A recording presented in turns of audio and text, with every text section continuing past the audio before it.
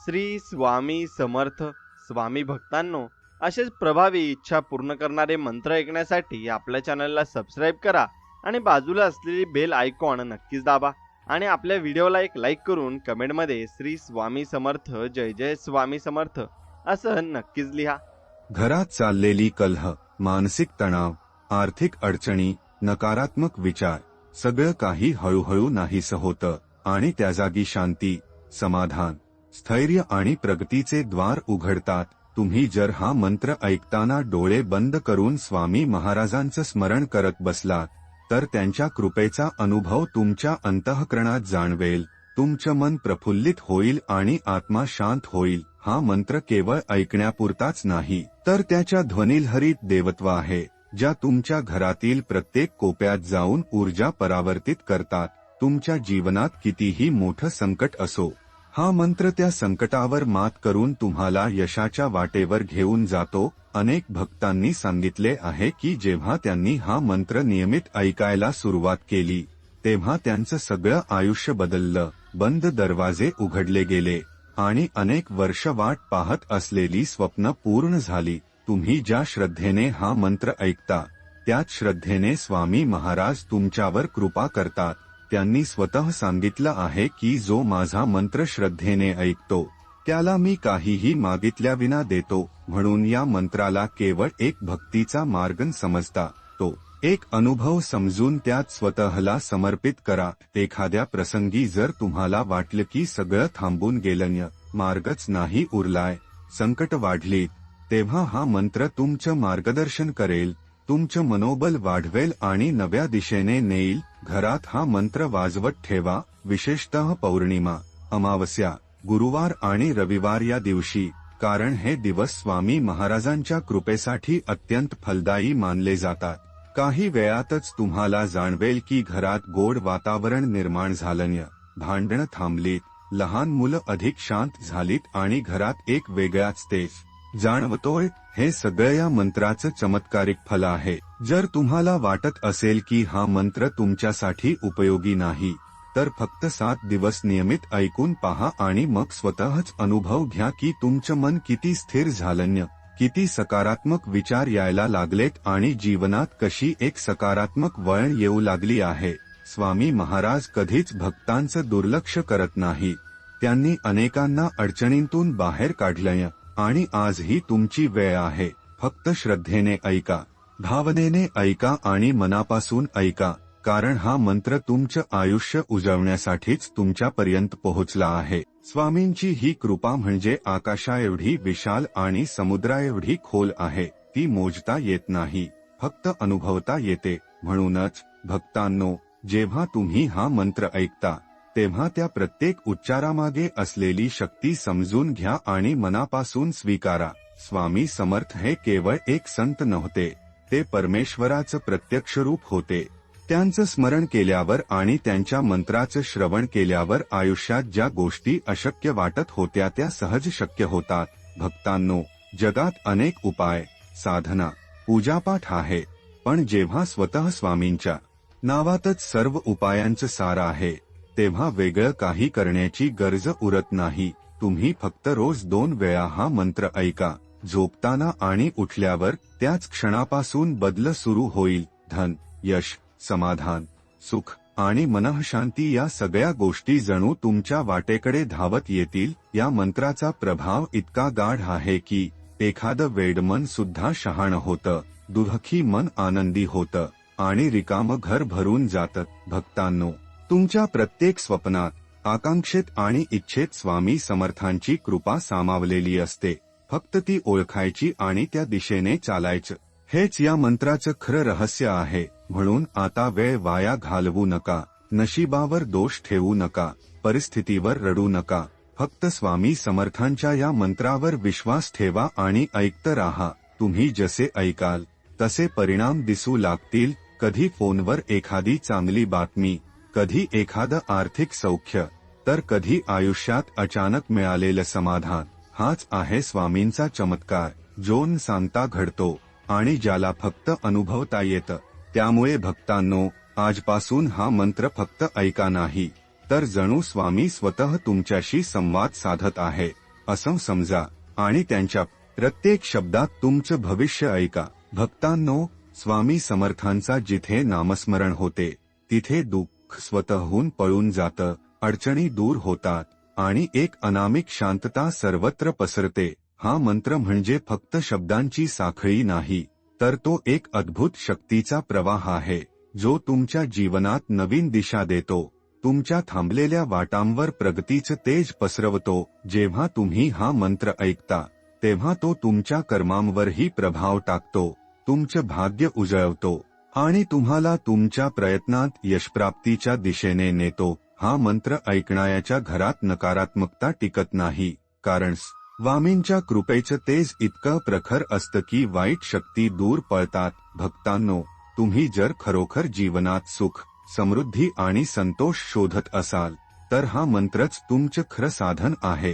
तुम्ही जसे जसे या मंत्राला ऐकता तसे तसे तुमचं अंतर्मन शुद्ध होतं, मनात नवा आत्मविश्वास निर्माण होतो आणि शरीरात एक नवचैतन्य उत्पन्न होतं. हा मंत्र म्हणजे केवळ ऐकण्याचं माध्यम नाही, तर तो एक अनुभूती आहे जिथे शब्दांचे स्पंदन स्वामींच्या कृपेला आमंत्रण देतात.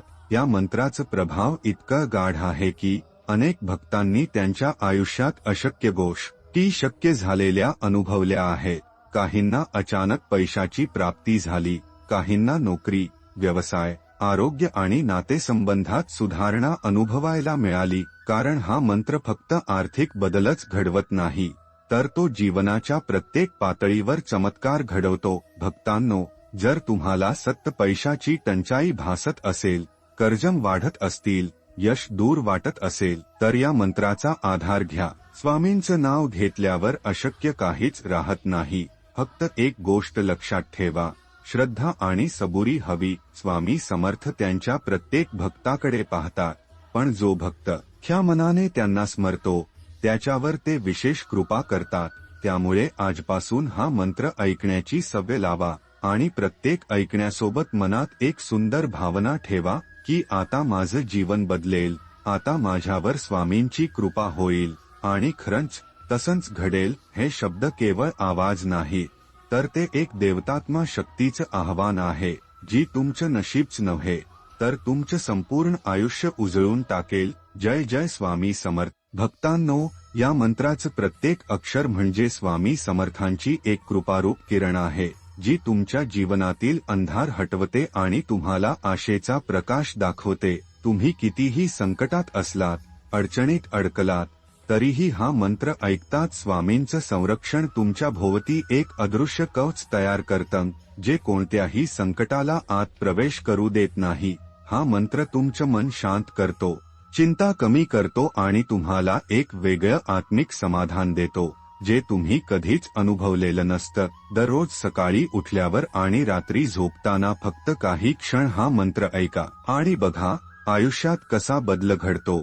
जिथे आज नकार होता तिथे उद्या होकार येतो, जिथे अंधार होता तिथे प्रकाश येतो. भक्तांनो, विश्वास ठेवा, श्रद्धा ठेवा आणि हा मंत्र फक्त कानांनी नाही तर हृदयाने ऐका. कारण जेव्हा तुम्ही पूर्ण भक्तीने ऐकता तेव्हा तुम्ही स्वतःच्या जीवनात स्वामींना आमंत्रण देता आणि त्यांच्या कृपेचा अनुभव घेता. हा मंत्र तुमचं नशीब उजळवतो, तुमच्या घरात सुख, समाधान आणि समृद्धी घेऊन येतो.